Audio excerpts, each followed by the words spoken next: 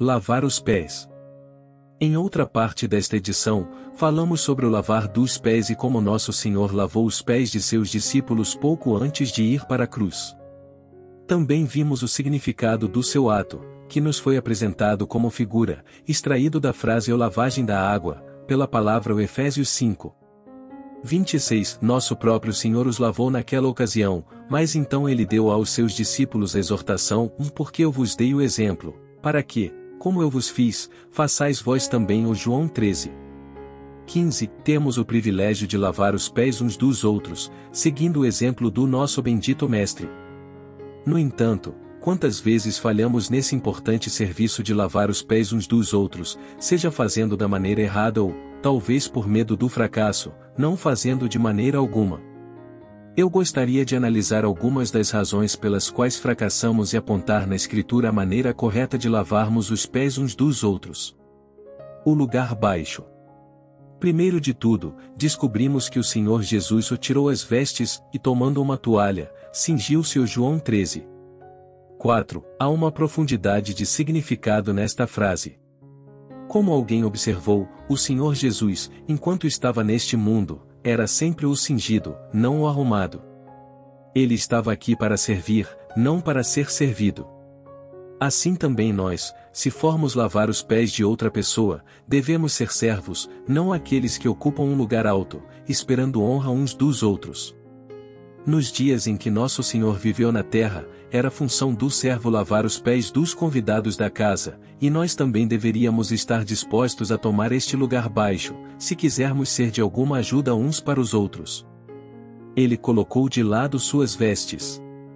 As vestimentas na Escritura às vezes falam de nossos direitos neste mundo e de nossas circunstâncias externas que, talvez, nos distinguem.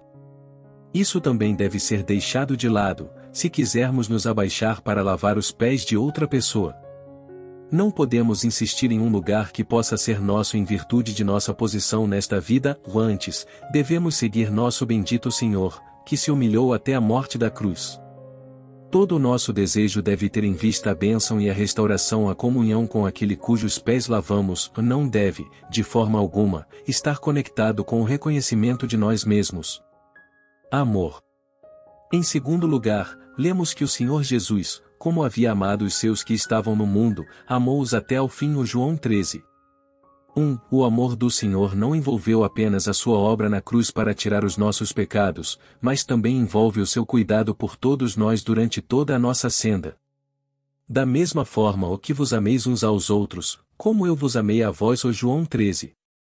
34. Tendo uma nova vida em Cristo, temos a capacidade de mostrar o amor divino uns aos outros, e esta deve ser a motivação para lavar os pés.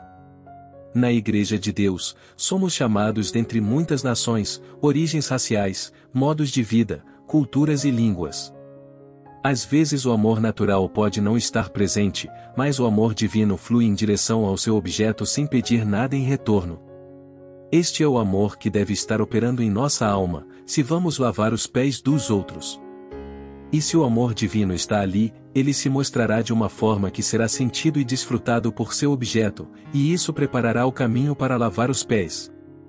Um relacionamento. Em terceiro lugar, temos que cultivar um relacionamento entre nós, para que possamos ter confiança uns para com os outros. Se nosso principal contato com nossos irmãos é somente quando nos aproximamos deles para lavar os seus pés, poderemos descobrir que eles não apreciam nossos esforços. Eu sugeriria que obtivéssemos um bom padrão e uma ordem apropriada em Romanos 15. 14. Eu próprio, meus irmãos, certo estou, a respeito de vós, que vós mesmos estáis cheios de bondade, cheios de todo conhecimento, podendo admoestar-vos uns aos outros. Devemos estar cheios de bondade, e isso deve ser evidente pelo nosso amor prático e bondade para com todos. Não devemos estar apenas com aqueles a quem somos naturalmente atraídos, nosso coração deve ir em direção a todos os santos de Deus. Se nós mesmos estamos caminhando com o Senhor, somos atraídos a outros que também estão buscando agradá-lo, e não há nada de errado nisso. No entanto, isso pode levar a uma tendência de desconsiderar e ignorar aqueles que, na nossa opinião, não se ajustam ao nosso padrão. Devemos lembrar que nem todos alcançamos a mesma maturidade espiritual ao mesmo tempo e que somos chamados a levantar as mãos cansadas e os joelhos desconjuntados. Hebreus 12. Da mesma forma, devemos auxiliar os enfermos. Atos 20:35. Devemos estar prontos para suportar o fardo dos outros e compartilhar o sofrimento de outros. Isso significa que devemos encorajar e promover um relacionamento caloroso com todos os crentes, mesmo que estejamos preocupados com alguns de seus comportamentos. A maioria das pessoas pode perceber rapidamente quem gosta delas e elas respondem a esses. Nós nos apressamos em dizer que isso não significa tolerar o que é desonroso para o Senhor, mas significa que nosso amor vai em direção a todos, embora não possamos amar todos os seus caminhos. Lembremo-nos de que isso foi o que Deus fez por nós, ao nos mostrar seu amor quando estávamos distantes dele e em pecado. Conhecimento. Além de sermos cheios de bondade, devemos ser preenchidos com todo o conhecimento. Isso significa, em primeiro lugar, ter um bom entendimento da palavra de Deus, não apenas procurar lavar os pés de outras pessoas só porque meus próprios pensamentos não coincidem com os dele. Mas eu sugiro que se vá além disso. Precisamos ter um conhecimento da pessoa cujos pés desejamos lavar.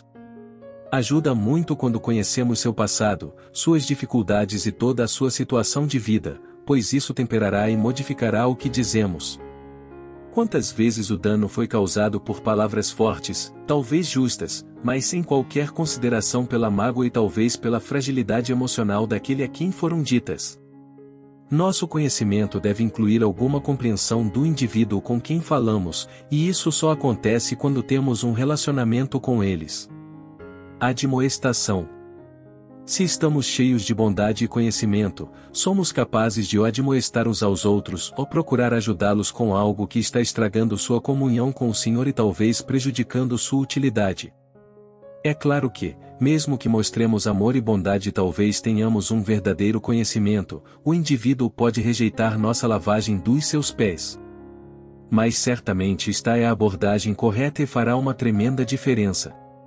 Finalmente, nós mesmos devemos estar andando em comunhão com o Senhor, para que possamos agir em seu tempo e em seu caminho.